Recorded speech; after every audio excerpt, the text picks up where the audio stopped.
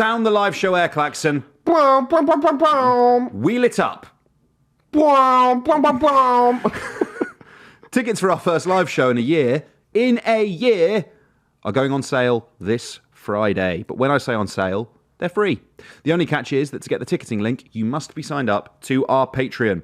We're calling it the Lock-In. It's an intimate venue above a pub. We'll do a short podcast, a bit of a Q&A, and then get down to the important business of drinking pints and hanging out with our PolJOE friends and family. Yes, you can meet and greet the great Seán Hickey. Assess whether or not Ed does in fact have a dumper truck arse, and praise me for the consistency of my free speech takes. July 4th. July 4th is really PoliticsJOE's Independence Day because as of this Friday as well, the only place you will be able to watch full episodes of the PoliticsJOE podcast is on our Patreon. If you like our journalism and want us to carry on making it, consider supporting us for £2 a week or pay annually and save 20%. And do it on a desktop because Apple apply a 30% fee that they take for themselves on all mobile transactions. Head to our Patreon, where you'll get first dibs on live event tickets like I just described, access to the PolJOE group chat, Q&As, and exclusive content. There was a shot of your chest in the group chat yesterday, was there not? Yeah, there was. I've gotten quite a gnarly burn on my chest from the weekend. Is that patch that's not burnt from your necklace? From the necklace, Fucking hell. Yeah, right, yeah. Good stuff. You can still listen to whole episodes for free on audio platforms. We will still publish clips to YouTube, but the only place to watch the podcast in full will be on Patreon from July 4th. Go to patreon.com/PoliticsJOE, where exclusively for you, code POD gets 90% off your first month. That's code POD, P-O-D, for 90% off your first month at patreon.com/PoliticsJOE. Lick the stamp and fucking send it. Love podcasts, hate nonsense. It's the PoliticsJOE podcast, ladies and gentlemen.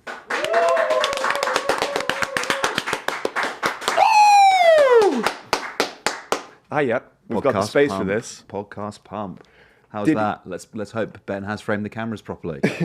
Did he say that it's the wide that he can see this in? The singles. I never knew we needed to see this in the singles. On a hot day. Yeah. Nothing like getting your aerobics on. It is nice and cool down here, though. They've done a great job with the aircon. Yeah. Fair play to the boys. Wonderful space. It fosters my creativity. Not mine. Not mine. You cycled in today? I did. I'm still quite sweaty from it. How's this? It was like 27 degrees when I was cycling. Is this helping with your sweat? I'd say so. I think the shirt is Billowing. Yeah. It's a lovely number. It's really doing me a job. My sister's got this for me for birthday last year, I think. Very nice. Yeah. I like the colours. Thank you. How long are we going to keep this up for? We could do it for the whole half hour. I'm starting to burn already. I'm going to stop. Do you know what I thought? Oh, right, okay. See the way there's charges, or there's a criminal investigation now for an artist talking about a foreign entity and its opposition to a foreign entity. The intro to this podcast. Yeah. If there was a police service on Little St. James, do you think that they would press charges against all members of this podcast for their opposition to nonces?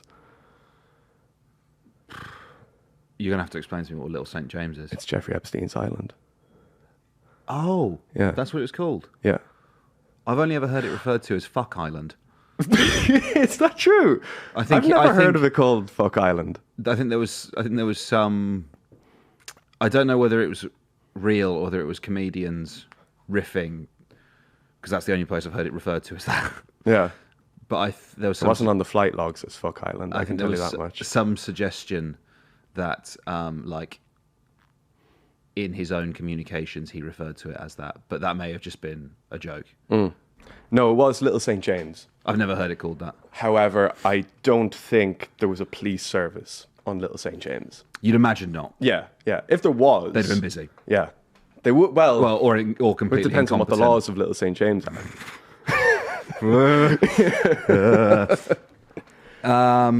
Look, food for thought. You weren't on yesterday's episode. No. But you wish to discuss it.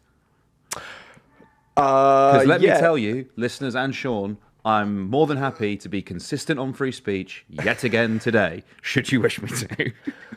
Was I opposed to what you were saying yesterday? No. Not at the desk, no. No. So I don't really have much to say on that, other than I do think that there's. I'm not as surprised. Strictly free Lucy Connolly as you are. Like, I'm not in the Richard Tice school of free Lucy Connolly. No. But I do think that there's some similarity. I think where you go a little bit too far with it when you were talking about Bob Vylan versus Lucy Connolly. Why? Because I think it's far less likely that Bob Vylan would trigger an exodus of crusties from Glastonbury to Tel Aviv airport to just commit acts of violence against the IDF than it would be for somebody in a community saying burn down the mosques or burn down the hotels whilst people are doing that.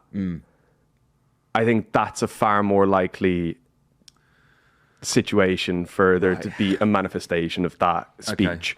Okay. So, as if we're doing this again. You triggered it. You started it. Like 2 minutes ago, you just said you want to say this. You started it. Okay. First of all, I'm not sure what he's been dropped by his label, hasn't he? Yep. His management. Yep.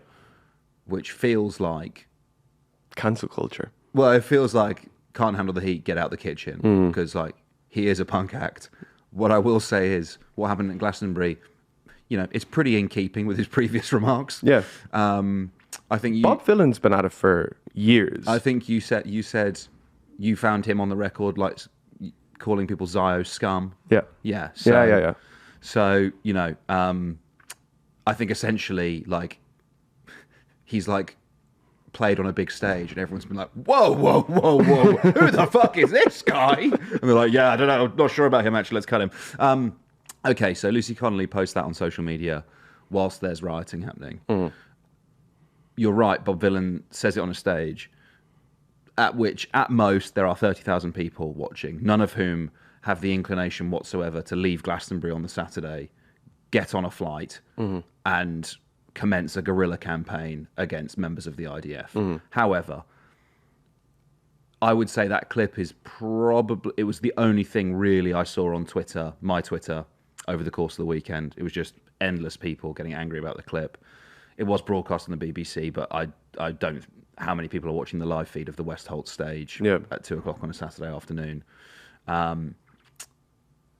But nonetheless, it's been clipped up and now exists as media outside the realms of the festival, whilst there is a ongoing war, and whilst, if not active members of the IDF, certainly because they have conscription, young people who are still being held as hostages by Hamas, who will have served in the IDF previously. So, like, I appreciate what you're saying, but I still think the context of it is broadly comparable.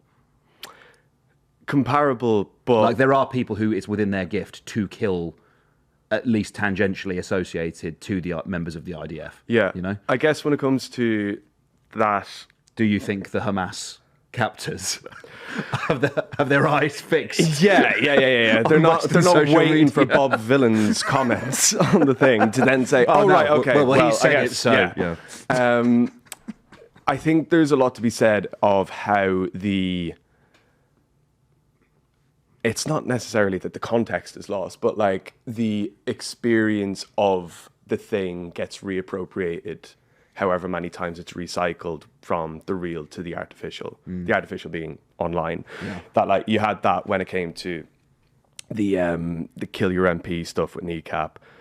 The reason, I think the Mess said on Sunday or Saturday that the reason that they weren't pressing charges was because it was too long ago.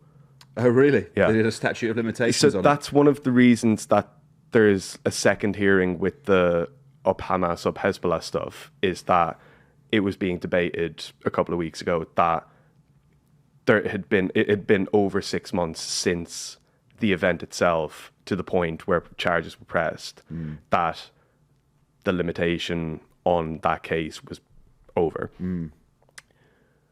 If you consider that kind of speech serious and dangerous, it shouldn't really be the case that 6 months plus 1 day is the reason why you're not pressing charges against it. Like, if you're taking it that seriously, it should be considered that, no, actually, they are wishing death on MPs, on the entire reserve army of Israel, whatever it might be. But it's not how it's interpreted by the crowd, and it's not how it's interpreted by the fans of those acts. It's how it's extrapolated out of that scenario in the first place, and what bad faith actors Like Ted Cruz, there's fucking loads of senators that were taking what Bob Vylan was saying and saying this is insane. All these people taking it and saying, well, this is going to feed into my impression of how we treat Israel or how we treat the IDF, or whether we should or shouldn't be calling for the death of MPs, but with no consideration for the irony, the charge, the message of the art itself, and just saying this is just a man that's walked onto the stage and said, let's kill every reservist in Israel. Let's kill every MP. Like, it's not without context, but the context is removed when you take it online. Yeah. And then it's recontextualized when the police start to investigate it without the original context itself. Yeah. Again, like, I think it's literal versus figurative, you know, and that's part of. I enjoyed your analogy yesterday. Do you think that 40,000 people at Kneecap all want to have sex with Keir Starmer when they're chanting with them? I thought that was funny as well. I didn't get much of a laugh. I don't have enough time. I'm too busy making disabled people's lives worse to fuck 40,000 of you, and you haven't showered for 3 days. Perhaps 20,000 over the course of the next 5 years, but I will say that by next year it will be reduced to 10,000. Watch out, Bonnie Blue. I'm coming for you. The male Bonnie Blue is actually the Prime Minister of a G7 nation. Yeah. Okay. Look, that was a nice Bob Vylan segue. Always happy to relitigate in the company of my boy Seán Hickey. Oh. But let us discuss the parliamentary business of the day. Yes. The Labour government. Correct, yeah. The party of government. It's been a year now. Yeah. Friday or Saturday? You're on Friday. You're on Friday. Yeah. That's mad.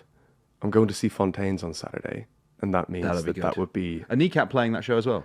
Yeah, they're supporting them. Amel and the Sniffers, Kneecap. Oh, what a lineup. Yeah. Amel and the Sniffers were outstanding at Glastonbury, by the way. I haven't watched it. Very, very good. I'm a big fan, though. Really big fan. What songs of theirs do I like? Gacked on Anger. Hurts.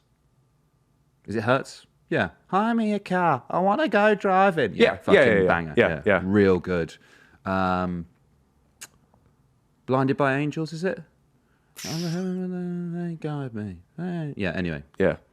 Really good band. Good support act. Yeah, really good. I think I saw a clip of her performing, I think a song that was called Tiny Bikini, which sounded quite good. And she also said something, I don't know. Are we just going to keep doing Glastonbury discourse? Well, no, do you know what? The reason why I went back to it is because a year ago, so this gig I'm going to on Saturday is a year since the Wolf Tones played in Finsbury Park. Right. That was the day after Keir Starmer got elected as the Prime Minister of the country. Which you also went to. Which I also went to. And they played Celtic Symphony the day after Labour get in. It would have been interesting if he arrested 4 70-year-old men for saying up the Ra. And there would have been some moral consistency, perhaps, Oli. Quite possibly, Seán. If charges were pressed against those pensioners for showing their support for a proscribed terrorist organisation. When will Keir Starmer prescribe the Wolf Tones? Did they... It's like that meme, when you're pulling the month off and it's like thousands of years ago. You're pulling the month off, and it's like March 1970 or something like that. We're so back. I mean, that's an interesting point, isn't it? Because if not explicitly, you know, a lot of rebel song is either explicit or implied support for the armed struggle of Irish Republicans. Yeah. So, like, most of our rebel songs. did they do Men Behind the Wire? Of course they did. Yeah. Yeah. They did. Come Out You Black and Tans? They did Come Out You Black and Tans. They did. Which is... Oh God, what is it called? What is it called? They have implied that our armed forces are cowards. Is it Joe McDonough? And you dare to call me a terror? I can't remember the name. I think it's Joe McDonough. Yeah, a lot of their songs are just named after dudes, but those dudes, the British government would consider terrorists. Well, there we are. There we are. Yeah, it's amazing what running a bombing campaign on mainland Britain will get you these days. You get a song. You get a song. And you're prescribed as well. Prescribed for your troubles. Look, I think that's a conversation for another day. Look, yesterday, Liz Kendall lays out the details of the concessions that the Labour government is offering to its backbench MPs in order to try and quell the significant rebellion that has been brewing over the last couple of weeks in terms of, I don't really know how to, but just punishing disabled people. Yeah. You know, I know that their rhetoric, they want to make a big song and dance like, no, we're trying to help people into work. We're trying to get people where they can work, they should work. But their own impact assessment, the original plan had 250,000 disabled people being pushed into poverty. They've brought that number down now To 150,000. It's only 150,000 now. We've saved 100,000 of you. Yeah. The other 150,000, you're still fucked. Fuck yourselves. So it is kind of, you know, is Keir Starmer going to be able to punitively hurt some of the most disadvantaged people in our society, who there is quite possibly the strongest case? Like, if you believe in a social safety net, who is it for? If not people who, by and large, through no fault of their own, are at a disadvantage or inhibited in some way compared to able-bodied people? What is the purpose of the social safety net if it is not to look after those people? Like, genuine question. Yeah. That is surely what it is for. So what do you gain by hitting those people with a stick? It's strange, isn't it? It seems like it's just an extension of the whole, we are fiscally responsible, you can trust us with the country's finances, but then rather than being like high economic with it, like getting some really complex taxation systems for wealthy people or corporations or whatever it might be, you're going for like the red meat, like right-wing media, Murdoch media. Well, it's a Tory calculation. Yeah. It's Benefit Street on steroids. Yeah, you know. scroungers, yeah. It's this thing, like the vocabulary around people that are on, well, it benefits one, but disability benefits as well, is that like there is this kind of phenomenon within the public of like, there are people out there that are cheating the system, but the idea that it is so many people cheating the system that from now on, like one of the concessions is that anybody that's on it now is okay. Anybody that wants to get it in future has to jump through more hoops. Did you hear Kendall saying that yesterday? Yeah. She was like, no one who currently claims it will be pushed into poverty. Yeah. Full stop. Yeah. Sit down. Unfortunately, you know, I can't speak for the future. If like by some, I don't know, divine providence, like the number of disabled people in the country is just it's just put in aspic and like just stays, that it's it's stasis. Yeah. It stays exactly the same. Yeah. You know, unfortunately, you know, human beings have a habit of procreating, and so there may be some more. No. But we have eradicated disability, though. Right. Okay. You know, that's that. Of course, naturally. Yeah. That's fucking hell. That's bleak, isn't it? Yeah, we've eradicated disability by making life so prohibitively expensive for them that it's basically impossible for them to live. Yes, Yeah. in this country. Yeah. Right. Brilliant. Great stuff, Liz. What was it? I was just gonna say something there, and it got out of my head. Right, well, whilst you're figuring that out, there were about 126 Labour MPs who were threatening to vote down the proposals. Yeah. From what I've seen now, I think the latest number is about 40. It's in and around 40. There's still a reasoned amendment that's been tabled. You'd assume the Speaker will select it. And there's some question about whether or not the number is higher than that 40 figure, because some Labour MPs don't want to sign it and then be pestered by the whips between now and the vote, but are intending to vote against it. I listened to Andrew Marr talking about this. He seemed to think that the government will get it through because the Tories are going to vote against it, but there won't be enough Labour MPs. They need 80 Labour MPs to vote it down. Yeah, and I'm not sure it's going to go that far. Nonetheless, I heard our boy Neil Duncan Jordan talking to Matt Chorley. He's good value, him, you know. Yeah. I was shocked to find out he was 2024. He feels like he's been around the block. But I mean, he was a union guy, wasn't he? He's an older man. Yeah. So, I mean, that's the only reason not why 20. I thought he was an MP for the last 40 years. He's got grey hair. Because he's old. And Chorley says, has Keir Starmer ever spoken to you? And he's like, no. He's like, have you ever met Keir Starmer? And he's like, well, I've been in the chamber during Prime Minister's questions. I've been in the same room as him. Yeah. And I think that's sort of part of the problem. I wonder why someone like him was selected in the first place. Well, because he's got a brain. But it's like... No, as in like, he's got a brain and they're not looking for an independent thinker. Yeah. Like, he's not a stooge, you know? No, he's not. But I think a lot of Labour MPs are looking at the collapse in polling, in personal favourability for Keir Starmer. They hate Rachel Reeves walking them up hills whenever they're on media being asked about why, and justifying smashing winter fuel payment to pieces to only then reverse the decision, U-turn, and then... So essentially, like, you have for that constituency MP, that has lost them thousands of votes in their constituency. Like, Rachel Reeves can make macroeconomic arguments all she wants, but for those MPs, they look silly because they're now on record defending something which is relatively indefensible. Already that's a problem, and then they back down on it. So it's a strange hazing exercise, isn't it, to do it in public? No. It's like a public humiliation fetish. Yeah, like it feels like Rachel Reeves with a gimp on a lead walking them down the high street. You like that, don't you, Neil? Torsten Bell and a dog mask. Yeah, and let me tell you, Neil Duncan just fucking had enough. Rachel, I'm not getting in the gimp suit again. I've had enough. No, because for a lot of them, Reform are second place in there. I think it's about 80 constituencies roughly that Reform are second place to the Labour Party.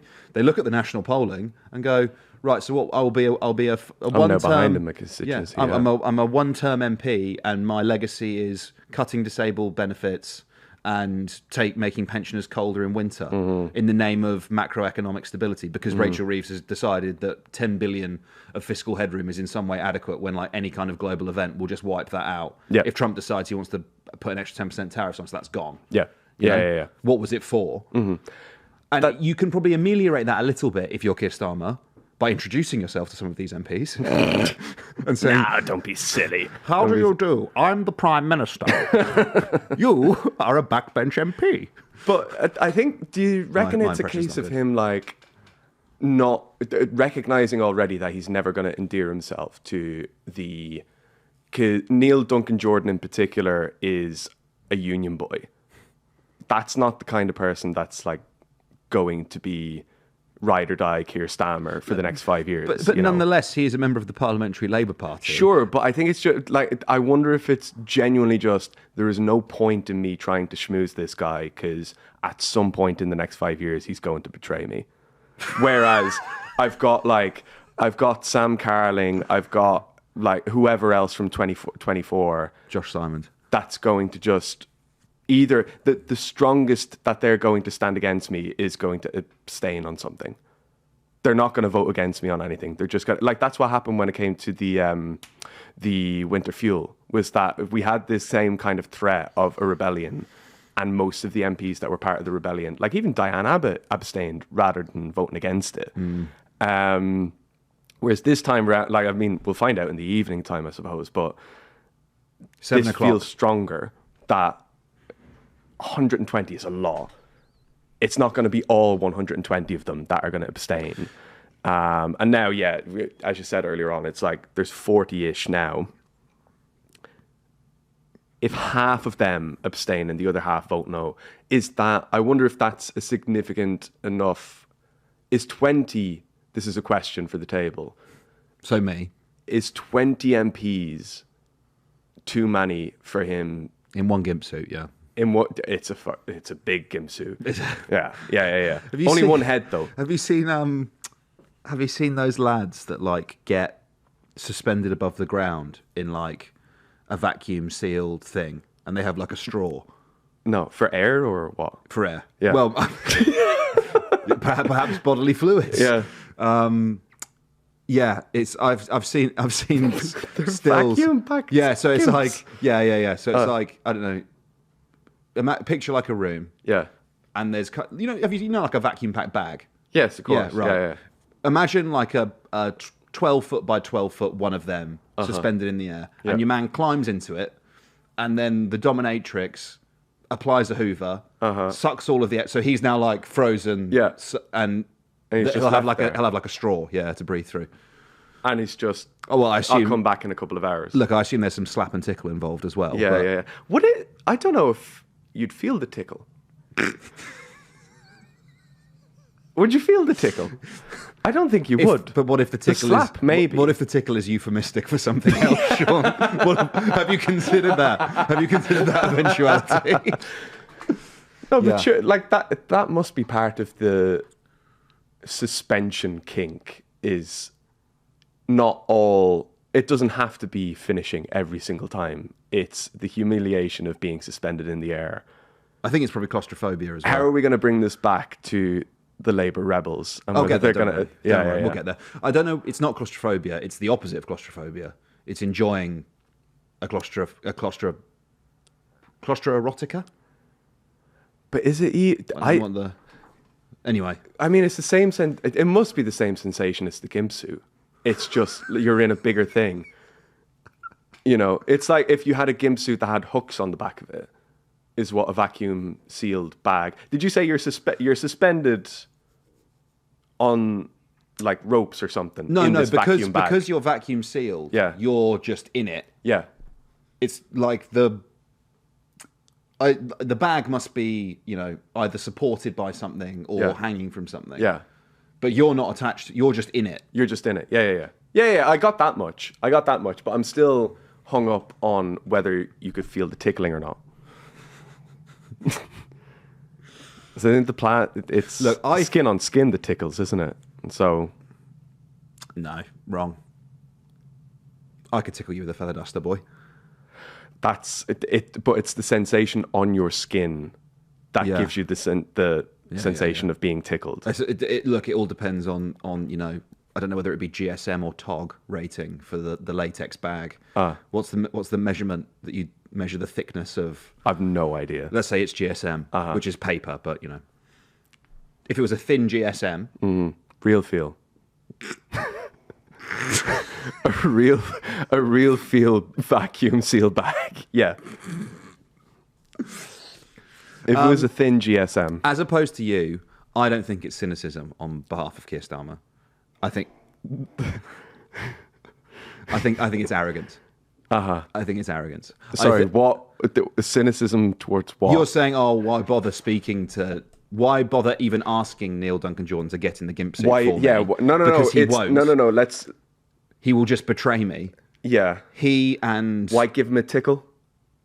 Yeah. He's in the vacuum It's all bag slap. already. It's all slap, It's no all tickle. slap, no tickle. It's all slap, no tickle, yeah. which anyone will tell you does not make for a good Friday night. No, There's no versatility in it. You need to some tickle. You can't expect the same thing The over and hand over giveth, again. the hand taketh away. Yes. Right? Yeah. I think it's arrogance, which I think is imbued throughout this Downing Street operation, and when they're a leader of the opposition, whether it's in the way that they handle the media, whether it's in the way that they speak to and have sort of like beaten the Labour left, or indeed more broadly, sort of the British left. Mm-hmm. I think it is an extreme arrogance, and I think that is what it comes down to. It is no, we have a 150 seat majority, give or take, whatever it is. Well, if they need more than 80, it must be 100. It must be 160. No, because then you've got the Shinners, haven't you? So whatever. There's only a couple of them, though. Yeah, but you basically say, "I don't need you," and I think. But that's what I'm saying is that you're eating like. No, but there's a distinction between those two things. Like you are worthless to me because you will simply betray me as a man of honor. Versus, I don't need to speak to you. Yeah. Because I am so powerful. Yeah. But is that's what I'm wondering, is that apathy towards the people that are not aligned with the Starmer project, does that extend to a ruthlessness if there's, say, 20 Labour MPs today that vote against it? That you had 7 of them when it came to the 2-child benefit cap, lost the whip. Yeah. Nobody lost the whip. It was just John Trickett that voted against the winter fuel payments. Gaza. If there's more than 10... Gaza as well. Gaza as well? Yeah, they got suspended, some of them, didn't they? For opposing measures and calling for... Oh, did they? I ceasefire. thought it was... Most of them were... How many of them are suspended now? I think those suspensions will have passed. But I'm riffing here, but I'm like 99% sure that Zara Sultana, for example, was suspended. She was for 2-child benefit, I think. He fucking loves suspending his own MPs for voting against them. But that's what I'm saying. That's what I'm saying. Like, if it's more than 10 this time... Yeah, exactly. You can't. Is he going to turn around then and say, ooh, maybe I shouldn't be so ruthless? The gimps are rising up. Well, yeah, like... They've had enough. But Daddy, let me out. Gimp Icarus has flown so close to the sun, but is protected by his SPF 100 latex suit. His wings aren't melting. Is Neil Duncan Jordan Icarus? Neil Duncan Jordan is Gimp Icarus here. Right, okay. Wearing an SPF 100 suit. Yeah. And his latex wings are still intact as he's flown so close to the Morgan McSweeney sun. I've seen some suggestion that she's... Okay,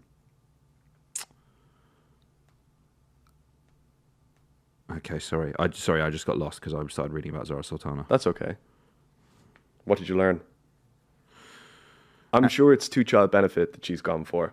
Anti-Israel MP Zara Sultana to remain suspended by Labour as 4 rebels have whip restored. Sultana and 6 others were suspended last year for voting against the government. She has claimed she's being punished for speaking up for Palestine.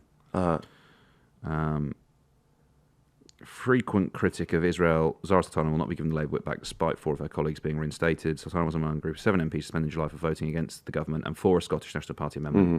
Oh, yeah, it was 2-child benefit cap. Yeah. My man. Some of them just got restored, but then there were other ones that are not aligned with the values of the Starmerite project. Imran Hussain, Rebecca Long-Bailey, Richard Bergen and Ian Byrne all had the whip restored. However, Sultana, Apsana Begum and John McDonnell remain suspended. Yeah. Bergen's against the PIP thing in The Guardian. He said that, which, you wouldn't be surprised by. No.